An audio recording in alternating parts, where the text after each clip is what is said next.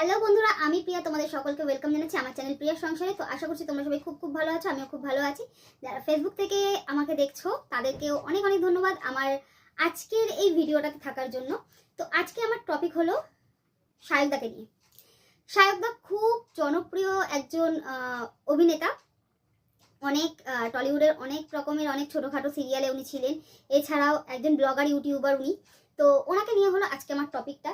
তো সায়কদা বলতে গেলে এখন ভীষণ ফেমাস গরুর মাংস নিয়ে। তো গরুর মাংস নিয়ে ফেমাস হওয়ার পেছনেও একটা কারণ আছে। তো সবার প্রথমে আজকে যে ভিডিওটা আমি করছি এটা আমি জাস্ট আমার ওপিনিয়ন রাখছি। আমি এটা কাউকে কোনো রকম কোনো মানে খারাপ দেখানোর জন্য, খারাপ বোঝানোর জন্য কোনো কিছু করছি না। সম্পূর্ণ আমার নিজস্ব মতামত আমি রাখছি, সবাই নিজের মতামত রাখছে। এটা সোশ্যাল মিডিয়া এখন তোলপাড় হয়ে রয়েছে। সায়কদা এখন বিশাল লেভেলের একটা ভিলেন। তো সেটা নিয়ে আজকে একটা কথা বলবো। সবার প্রথমে আসি সায়কদাকে নিয়ে। সায়ক চক্রবর্তী তিনি একজন ব্রাহ্মণ বাড়ির ছেলে। তো ভালো কথা, হিন্দু ধর্মে আমরা কিন্তু গরুর মাংস খাই না।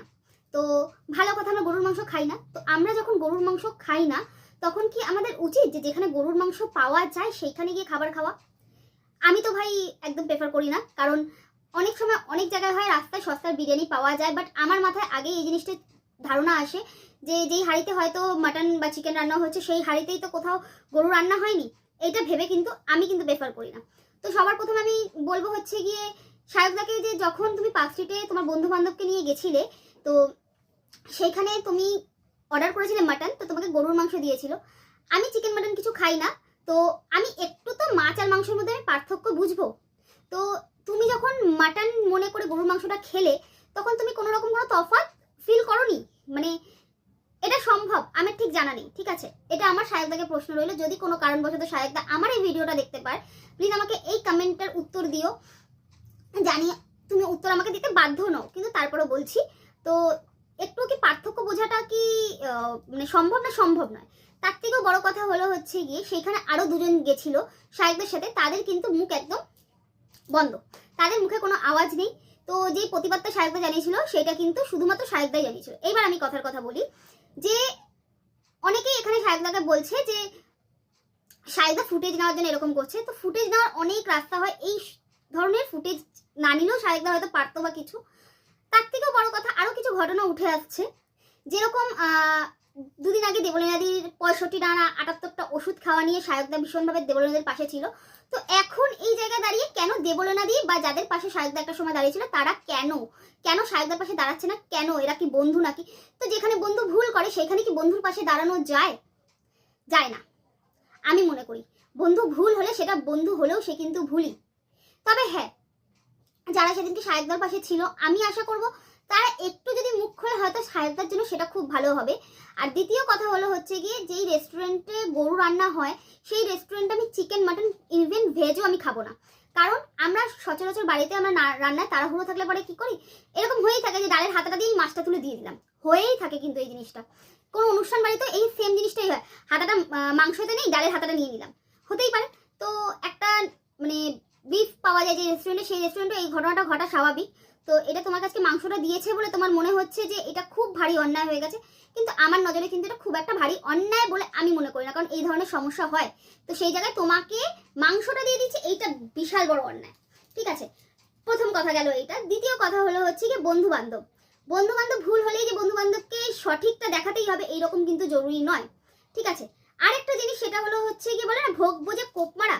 সায়কদার ক্ষেত্রে এখন এই জিনিসটাই হয়েছে যে যেখান থেকে পাচ্ছে সায়কদাকে আষ্টে পিষ্টে লাপটে লুপটে নিয়ে নিচ্ছে। দুদিন আগে গরু ছেড়ে স্যান্ডি সাহা আমাদের, আমি কিন্তু স্যান্ডি সাহার দাদা কিছু একটা হবে, যাই হোক স্যান্ডি সাহা কিন্তু আমি কিন্তু বড় ফ্যান, ইভেন আমি ফলো করি স্যান্ডি সাহাকে। দেখলাম বেশ ভালো গরু সেজে সায়কদাকে ফোন করলো যে কেমন খেলি আমাকে, এই সেই হ্যান ত্যান। তার দুদিন পরে দেখছি তার কাছে একটা মানে সেও এখন একটা এলিগেশন দিচ্ছে যে সায়কদা নাকি বলে তাকে মলেস্ট করার চেষ্টা করেছে, আধা ঘন্টা ধরে নাকি বলে তার ওপর শারীরিক যাই হোক এক্সেট্রা এক্সেট্রা করার চেষ্টা করেছে। তো 2-3 বছর আগে এইটা স্যান্ডি ধার মনে ছিল না, এখন তার মনে পড়ছে যেহেতু সায়কদার সাথে এমন একটা ঘটনা ঘটেছে। তো ফুটেজটা এখানে কে নিচ্ছে, সায়কদা না স্যান্ডি সাহা? যাই হোক, তো ভোগ বুঝে কোপ মারাটা বন্ধ করো। এখানে অনেক পাবলিক রয়েছে সোশ্যাল মিডিয়াতে যারা সায়কদাকে নিয়ে এখন ভিডিও বানাচ্ছে, ফটো ছাড়ছে, নানা রকম গল্প কাহিনী লিখছে, বন্ধুত্ব নিয়ে প্রশ্ন চলছে। তো ভাই আমার বন্ধু যদি ভুল হয় আমি কিন্তু বন্ধু সাপোর্ট করব না, ঠিক আছে, যেটা ঠিক সেটা ঠিক, যেটা ভুল সেটা ভুল। তবে হ্যাঁ, যারা শায়কদের সাথে ছিল আমি একটা জিনিস আশা করবো যাতে তারা সেরকম কিছু একটা বলে। বন্ধু হিসেবে শায়কদা কিন্তু নো ডাউট ভালো, নো ডাউট ভালো, আমার শায়কদাকেও খুব ভালো লাগে। তো আমি বলবো যদি শায়কদা তোমার কোথাও গিয়ে যদি মনে হয় যে না তুমি ভুল করোনি, তুমি এখনো এটাকে টানা হিজড়া করবে, অ্যাবসলিউটলি করো। যেদিন তোমার মনে হবে শায়কদা যে তুমি ভুল করেছো, তোমার ক্ষমা চেয়ে নিলে হয়তো এই সমস্ত জল্পনা কল্পনাটা শেষ হবে, তুমি সেই দিনকে ক্ষমা চেও। আমি শায়কদার বিপক্ষেও না সপক্ষেও না, আমি জাস্ট আমার মতামতটা রেখেছি। তোমরা কারা কারা একমত, তোমরা কি করবে এইরকম কোনো জায়গায় কি খেতে যাবে যেখানে তোমরা ননভেজ খাও না, ননভেজ পাওয়া যায় কিন্তু সেখানে গিয়ে তোমরা ভেজ অর্ডার করবে, এই কাজটা কি তোমরা করবে? তোমরা এটা আমাকে অবশ্যই কমেন্টে জানিও। আমি কিন্তু করবো না, এটা আমার ওপিনিয়ন। এই ভিডিওটাতে আমি সম্পূর্ণ আমার ওপিনিয়ন দিয়েছি। তবে হ্যাঁ, আরেকটা জিনিস বলবো, যারা শায়কদাকে একদম এক ঘরে করতে চাইছো, সবাই মিলে মানে শায়কদাকে ভিলেন বানাতে চাইছো, যে যখন পাচ্ছ যেখান থেকে পাচ্ছ সেখান থেকে বুঝে কোপ মেরে ফেলছো, শায়কদার চরিত্র নিয়ে কথা বলছো, প্লিজ ঘটনাটা গরুর মাংসর, তো গরুর মাংসর উপরে ফোকাস রাখো, চরিত্রের দিক দিয়ে কিন্তু যেও না।